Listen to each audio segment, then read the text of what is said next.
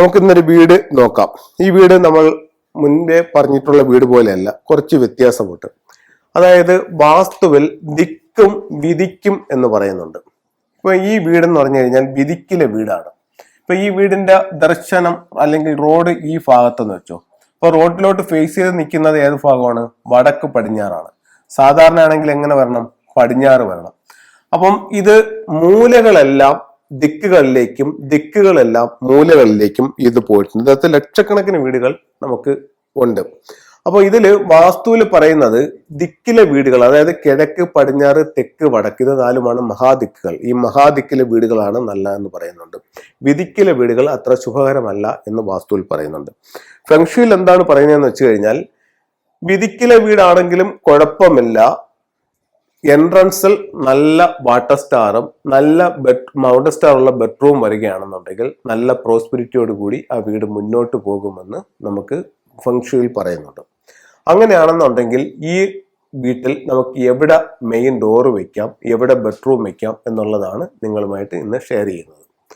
അപ്പൊ അങ്ങനെയാണെന്നുണ്ടെങ്കിൽ ഇതാണ് ഫ്രണ്ടേജ്. ഈ ഫ്രണ്ടേജിൽ നമുക്കുള്ള 3 ദിക്കുകൾ, ഒന്ന് വെസ്റ്റ്, ഒന്ന് നോർത്ത് വെസ്റ്റ്, ഒന്ന് നോർത്ത്. അപ്പൊ അങ്ങനെയാണെങ്കിൽ നമുക്ക് എവിടെ പ്രധാന ഡോർ വെക്കാന്ന് വെച്ച് കഴിഞ്ഞാൽ, ഇവിടെയാണ് പ്രധാന ഡോർ വെക്കാനായിട്ട് നമുക്ക് നല്ലത്. അതായത് പറഞ്ഞു കഴിഞ്ഞാൽ ഇതിൽ നമ്മൾ വാസ്തു നിയമങ്ങൾ ഒന്നും തന്നെ നോക്കുന്നില്ല, ഫ്ലൈങ് സ്റ്റാർ നമ്പേഴ്സിനെ മാത്രം ബേസ് ചെയ്തിട്ട് സംസാരിക്കുകയാണ്. 2 9 കോമ്പിനേഷൻ, ആ കോമ്പിനേഷനിൽ നമുക്ക് മെയിൻ എൻട്രൻസ് കൊടുക്കാം.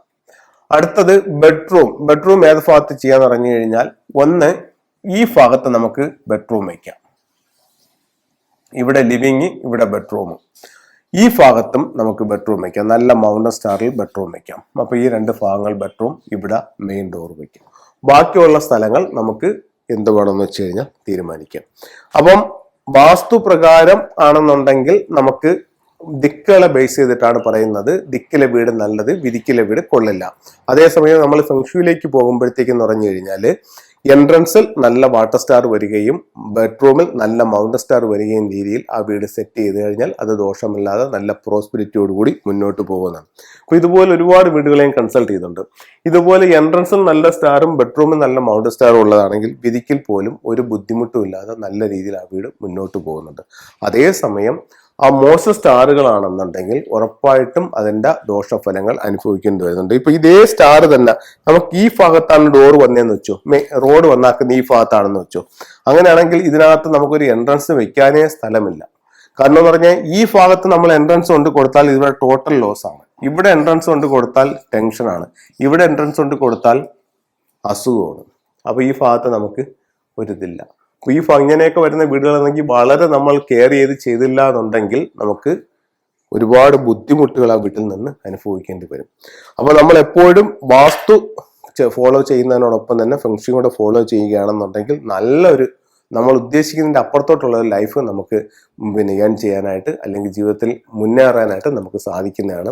അപ്പോഴത്തേക്ക് എല്ലാം ഒന്ന് കറക്റ്റ് ചെയ്ത് നോക്കുക. വാസ്തുവിനോടൊപ്പം തന്നെ ഫെങ്ഷുയും കൂടെ അതിന്റെ ഫ്ലൈങ് സ്റ്റാർ നമ്പേഴ്സിനോട് ഒന്ന് കറക്റ്റ് ചെയ്ത് നോക്കുക. അത് സ്ഥലത്ത് തന്നെയാണോ നമ്മളുടെ ഡോറ്, ആ സ്ഥലത്ത് തന്നെയാണോ അവിടെ ബെഡ്റൂം ഒക്കെ ഒന്ന് ചെക്ക് ചെയ്ത് മുന്നോട്ട് പോവുകയാണെങ്കിൽ നല്ല പോസിറ്റീവ് ആയിട്ടുള്ളൊരു ലൈഫ് നമുക്കുണ്ടാവും. എല്ലാവർക്കും എല്ലാ ഐശ്വര്യങ്ങളും ഉണ്ടാവട്ടെ എന്ന് പ്രാർത്ഥിച്ചുകൊണ്ട് നിർത്തുന്നു. നന്ദി, നമസ്കാരം.